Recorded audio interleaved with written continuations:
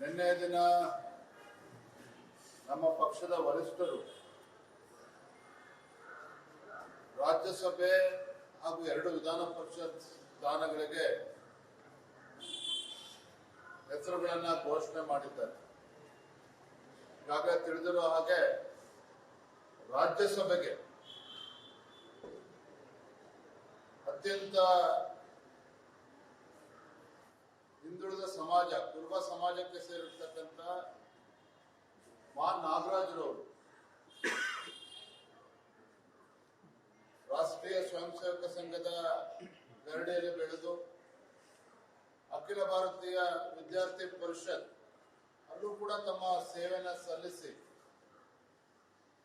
ಪಕ್ಷದ ಸಂಘಟನೆಯಲ್ಲೂ ಸಹ ವಿವಿಧ ಹುದ್ದೆಗಳನ್ನು ಅಲಂಕರಿಸಿ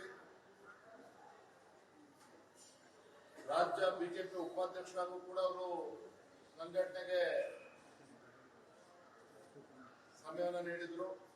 ಮತ್ತು ವಿಶೇಷವಾಗಿ ಹಿಂದೆ ಬಿಜೆಪಿ ಸರ್ಕಾರ ಇದ್ದಾಗ ಸನ್ಮಾನ್ಯ BS ಯಡಿಯೂರಪ್ಪನವರು ಮುಖ್ಯಮಂತ್ರಿಗಳಾಗಿದ್ದಾಗ Karnataka public service commission KPSC ಅಲ್ಲೂ ಕೂಡ ಬಹಳ ಉತ್ತಮ ಸೇವೆಯನ್ನ ಸಲ್ಲಿಸಿದ್ದಾರೆ. ಅವರನ್ನ ರಾಜ್ಯಸಭೆಗೆ ಆಯ್ಕೆ ಮಾಡಿರ್ತಕ್ಕಂಥದ್ದು ನಮ್ಮೆಲ್ಲರೂ ಕೂಡ ತುಂಬಾ ಸಂತೋಷವನ್ನ ತಂದುಕೊಟ್ಟಿದೆ. ವಿಧಾನ ಪರಿಷತ್ತಿಗೆ ನಮ್ಗಾಗಲೇ ಗೊತ್ತಿರೋ ಹಾಗೆ ಲಿಂಗರಾಜ್ ಪಾಟೀಲ್ ರವರು 37-38 ವರ್ಷಗಳಿಂದ ಸತತವಾಗಿ ಸಂಘಟನೆಯ ವಿವಿಧ ಜವಾಬ್ದಾರಿಯನ್ನು ತೆಗೆದುಕೊಂಡು ಜಿಲ್ಲಾ ಮಟ್ಟದಲ್ಲಿ ಮತ್ತು ರಾಜ್ಯ ಮಟ್ಟದಲ್ಲೂ ಸಹ ಪಕ್ಷದ ಜವಾಬ್ದಾರಿಯನ್ನು ಹೊತ್ತು ಹಗಲು ರಾತ್ರಿ ಶ್ರಮ ವಹಿಸಿದ್ದಾರೆ. ಸಂಘಟನೆಗೆ ಬಲ ತುಂಬುವಂತ ಕೆಲಸ ಮಾಡಿದ್ದಾರೆ. ಅಖಿಲ ಭಾರತೀಯ ವಿದ್ಯಾರ್ಥಿ ಪರಿಷತ್ನಲ್ಲೂ ಕೂಡ ಅವರ ಸೇವೆಯನ್ನ ಸಲ್ಲಿಸಿರುವಂತದ್ದು, ಅವರಿಗೆ ವಿಧಾನ ಪರಿಷತ್ಗೆ ಅವಕಾಶ ಮಾಡಿಕೊಟ್ಟಿರ್ತಕ್ಕಂಥ ನಮ್ಮೆಲ್ಲರೂ ಕೂಡ ತುಂಬಾ ಸಂತೋಷ ತಂದುಕೊಟ್ಟಿದೆ. ರಘು ಕೌಟಿಲ್ಯರು ಮಡಿವಾಳ ಸಮಾಜಕ್ಕೆ ಸೇರಿರ್ತಕ್ಕಂಥ ವಿದ್ಯಾವಂತ, ಶಿಕ್ಷಣ ಸಂಸ್ಥೆಯನ್ನ ನಡೆಸೋದ್ರ ಮುಖೇನ ಮತ್ತು ಪತ್ರಿಕೋದ್ಯಮದಲ್ಲೂ ಕೂಡ ಕೆಲವು ದಿನಗಳ ಕಾಲ ಅವರ ಸೇವೆಯನ್ನು ಮಾಡಿರುವಂತದ್ದು. 2 ಬಾರಿ ವಿಧಾನ ಪರಿಷತ್ ಚುನಾವಣೆ ಸ್ಪರ್ಧೆ ಮಾಡಿ ಸ್ವಲ್ಪ ಅಂತರದಲ್ಲಿ ಸೋತಿದ್ರು ಕೂಡ. ಅತಿ ಹಿಂದುಳಿದ ವರ್ಗಕ್ಕೆ ಸೇರಿರ್ತಕ್ಕಂಥ ಮಡಿವಾಳ ಸಮಾಜಕ್ಕೆ ಸೇರಿರ್ತಕ್ಕಂಥ ರಘು ಕೌಟಿಲ್ ಅವರು ರಾಜ್ಯ OBC ಮೋರ್ಚಾದ ಅಧ್ಯಕ್ಷರಾಗಿ ಪಕ್ಷದ ಸಂಘಟನೆಗೆ ಬಲವನ್ನ ನೀಡಿರತಕ್ಕಂಥವ್ರು. ಒಟ್ಟಾರೆಯಾಗಿ ಹೇಳೋದಾದ್ರೆ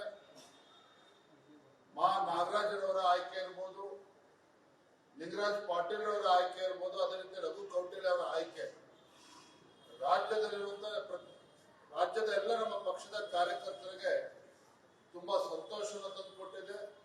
ಅದು ಒಳ್ಳೆ ಒಂದು ಸಂದೇಶವೂ ಕೂಡ ಕಾರ್ಯಕರ್ತರು ಹೋಗಿರುವಂತದ್ದು.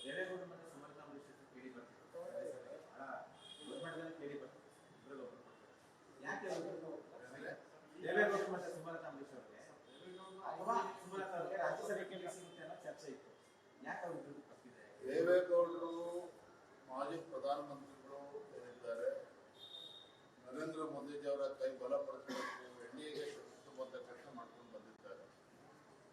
ಮಾಜಿ ಪ್ರಧಾನಮಂತ್ರಿ ದೇವೇಗೌಡರು ಅವರ ಬಗ್ಗೆ ನಮ್ಮೆಲ್ಲರೂ ಕೂಡ ಅಪಾರವಾಗಿರ್ತಕ್ಕಂಥ ಗೌರವ ಹಿರಿಯರಿದ್ದಾರೆ. ದೇವೇಗೌಡರು ರಾಜ್ಯಸಭೆ ಬಗ್ಗೆ ರಾಜ್ಯ ಮಟ್ಟದಂತೂ ಯಾವುದೇ ರೀತಿ ಚರ್ಚೆಗಳು ನಡೆದಿರಲಿಲ್ಲ. ಸುಮಲತಾ ಅವ್ರ ಬಗ್ಗೆ ನಾವು ಕೂಡ ಅವರ ಹೆಸರು ಪ್ರಸ್ತಾಪ ಆಗಿತ್ತು.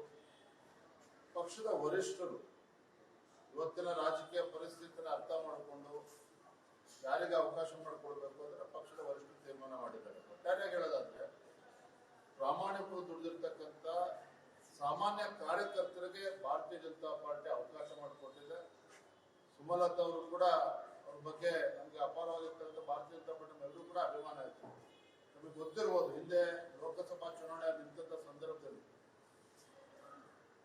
ಯಡಿಯೂರಪ್ಪನವರ ರಾಜ್ಯದ ಅಧ್ಯಕ್ಷರು ಮಂಡ್ಯ ಲೋಕಸಭಾ ಕ್ಷೇತ್ರ ಚುನಾವಣೆ ಇಂಡಿಪೆಂಡೆಂಟ್ ಆಗಿ ನಿಂತಾಗ ಬಿಜೆಪಿ ಸುಮಲತಾ ಅವರಿಗೆ ನಮ್ಮ ಬೆಂಬಲದಿಂದಾಗಿ ಅವರು ಕೂಡ ಒಳ್ಳೆ ಅಂತರದಲ್ಲೂ ಕೂಡ ಗೆದ್ದಿದ್ರು. ನಮ್ಮೆಲ್ಲರೂ ಕೂಡ ಸಂತೋಷದಿಂದ ಕೂಡ ಹೆಮ್ಮೆನೂ ಕೂಡ ಇದೆ. ಅದೇ ರೀತಿ ಕಳೆದ ಲೋಕಸಭಾ ಚುನಾವಣೆಯಲ್ಲಿ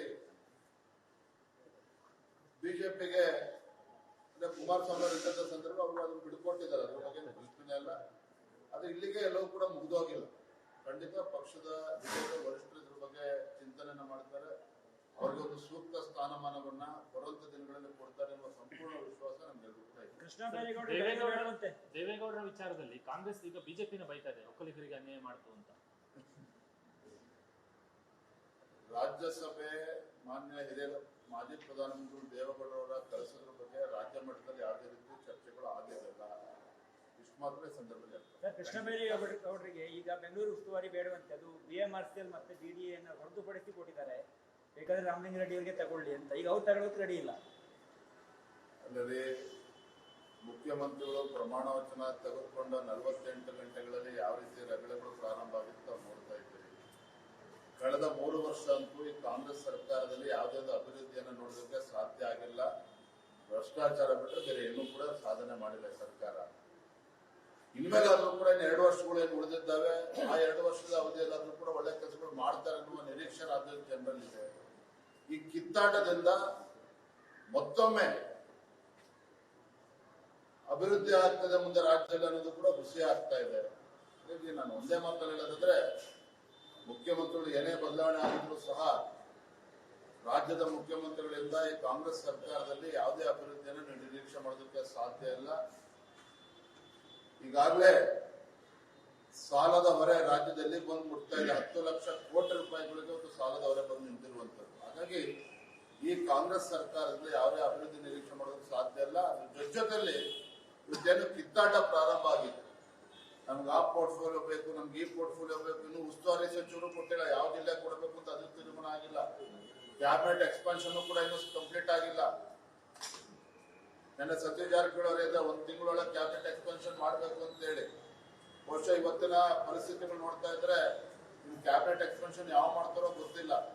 ಹಾಗಾಗಿ ಮಾನ್ಯ ಮುಖ್ಯಮಂತ್ರಿಗಳು ಮುಂದೆ ಇರ್ತಕ್ಕಂಥ ದೊಡ್ಡ ಸವಾಲು ಅಂತ ಹೇಳಿದ್ರೆ, ಯಾರಿಗೆ ಯಾವ ಪೋರ್ಟ್ಫೋಲಿಯೋ ಕೊಟ್ಟರೆ ಅವ್ರಿಗೆ ತೃಪ್ತಿ ಆಗ್ತದೆ, ಯಾರಿಗೆ ಯಾವ ಜಿಲ್ಲೆಯನ್ನ ಕೊಟ್ಟರೆ ಉಸ್ತುವಾರಿ ಕೊಟ್ಟರೆ ಅವ್ರಿಗೆ ತೃಪ್ತಿ ಆಗ್ತದೆ. ಇನ್ನೂ ಕೂಡ 20 ಕ್ಯಾಬಿನೆಟ್ ಇನ್ನೂ ಕೂಡ ಭರ್ತಿ ಮಾಡುವಂಥದ್ದು ಇನ್ನೂ ಕೂಡ ಬಾಕಿ ಇದೆ. ಹಾಗಾಗಿ ಇವೆಲ್ಲರನ್ನೂ ಕೂಡ ಬ್ಯಾಲೆನ್ಸ್ ಮಾಡೋದ್ರೆ ಮುಂದಿನ 2 ವರ್ಷ ಕಳೆದೋಗ್ತದೆ. ಅಷ್ಟು ಮಾತ್ರ ಸತ್ಯ. ನ್ಯೂಸ್ ಫಸ್ಟ್ ನಿರ್ಭೀತಿಯಿಂದ ನಿಮ್ಮ ಪರವಾಗಿ.